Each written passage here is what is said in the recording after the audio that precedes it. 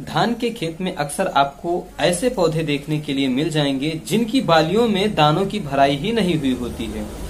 इन पौधों की बालियां हल्के हरे या सफेद रंग की होंगी या फिर चॉकलेटी रंग की होंगी। जो चॉकलेटी रंग की बालियां होंगी उनके भी दाने हल्के हरे सफेद बीच बीच में मिल जाएंगे। धान के इस रोगों को हम पैनिकल राइस माइट कहते हैं। इसे और भी नामों से जानते हैं, जैसे पैनिकल माइट, धान का बदरा जाना, धान का बांझपन रोग या फिर पैरोट ब्रिक यानी कि तोता चोंच। आज की इस वीडियो में मैं आपको इसी रोग के व उसके नियंत्रण के बारे में बताऊंगा। मैं हूं आपके साथ संजीव शंकर तिवारी। स्वागत है आप सभी का आपके अपने चैनल क्रिएटिव साइंस में।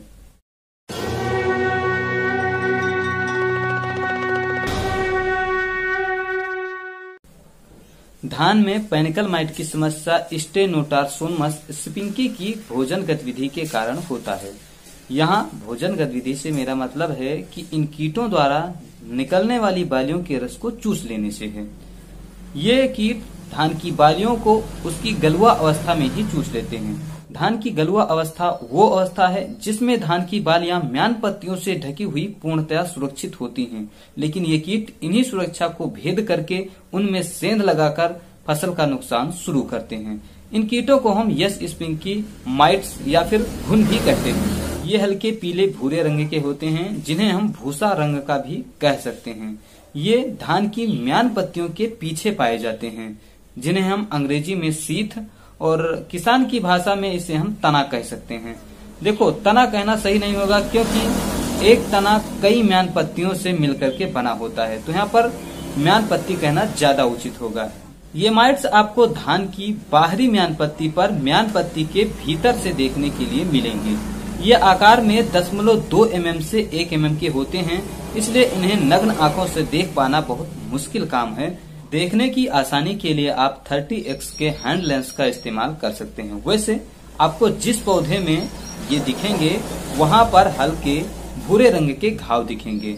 अगर आपको ऐसा घाव आपके धान के खेत में दिखता है, धान के पौधे में दिखता है, तो उस म्यान पत्ती को हटा करके देखिएगा।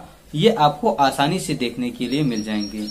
वैसे आसानी से इसलिए क्योंकि वहाँ पर इनकी संख्या बहुत ज्यादा होगी। इनके 8 पैर होते हैं। मादा माइट के पिछले पैर बड़े होते हैं और नर माइट के पिछले पैर छोटे होते हैं। मादा माइट्स एक बार में 50 अंडे देती हैं। ये अंडे 3 से 4 दिन में फूट जाते हैं, जिससे माइट्स निकलते हैं। वो 6 से 7 दिनों तक लार्वा अवस्था में रहते हैं और 8 से 10 दिन में वयस्क हो जाते हैं। वयस्क होते ही ये तेजी से फसल का नुकसान शुरू कर देते हैं। नर माइट्स जितने ज्यादा होंगे उतना आपका फसल का नुकसान ज्यादा होगा। इन माइट की वजह से आपके फसल का सिर्फ 2 से 5% नुकसान होता है।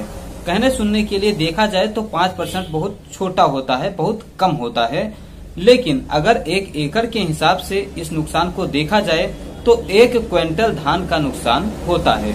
माइट को उत्पन्न होने के लिए कुछ वातावरणीय अनुकूलताओं की जरूरत होती है, जैसे 80 से 90% की नमी हो, यानी कि अधिकतम नमी हो, लगातार बरसात हो रही हो या बरसात के कारण खेत में जल भराव की स्थिति हो, तापमान 25 से 28 डिग्री के बीच में रहता हो और एक ही खेत में लगातार निरंतर धान की ही बुआई की जा रही हो। ये कुछ पर्यावरणीय अनुकूलताएं हैं जिनसे माइट उत्पन्न होते हैं। अब हम बात करते हैं इनके निवारण की। तो निवारण के 2 तरीके हैं, जिन्हें हम कहते हैं एक पारंपरिक तरीका, जिन्हें हम जैविक तरीका भी कहते हैं, और दूसरा है रासायनिक तरीका यानी दवाइयों के प्रयोग से नियंत्रण। सबसे पहले हम बात करते हैं पारंपरिक यानी कि जैविक तरीके की। तो इसमें धान की रोपाई या सीधी बिजाई ऐसे खेत में करें जिसमें यूरिया, फास्फेट और पोटास की संतुलित मात्रा हो। संतुलित मात्रा आप ऐसे ही खेत देखकर पता नहीं कर सकते हैं, इसके लिए आपको जरूरत होगी मिट्टी जांच करवाने की। रोपाई या सीधी बिजाई करते समय कम पौधों या फिर कम बीज का उपयोग न करें। खेत के अंदर व बाहर यानी कि मेढ़ों की घास को समय से नियंत्रित कर लें या निकाल दें। खेत में नाइट्रोजन की टॉप ड्रेसिंग करते वक्त सल्फर का प्रयोग जरूर करें। सल्फर में हो सके तो आप फफूंदीनाशक युक्त सल्फर का प्रयोग करें, यानी कि डीपी से बढ़िया आप WDG का इस्तेमाल करें। कीटनाशकों का कम प्रयोग करें जिससे माइट के प्राकृतिक शत्रु न मरे। वैसे यह काम करना थोड़ा मुश्किल है। माइट के लक्षणों के लिए खेत की निरंतर निगरानी करें।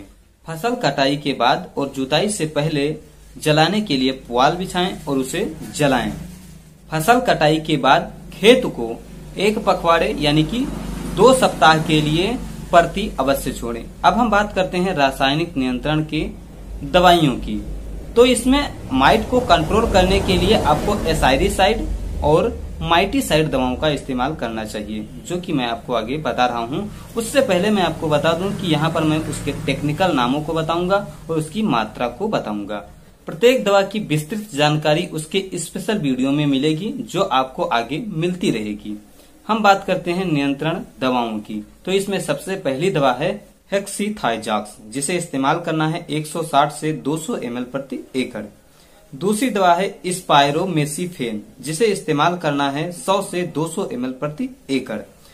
तीसरी दवा है क्यूनाल्फास, जिसे इस्तेमाल करना है 400 से 600 ml प्रति एकड़।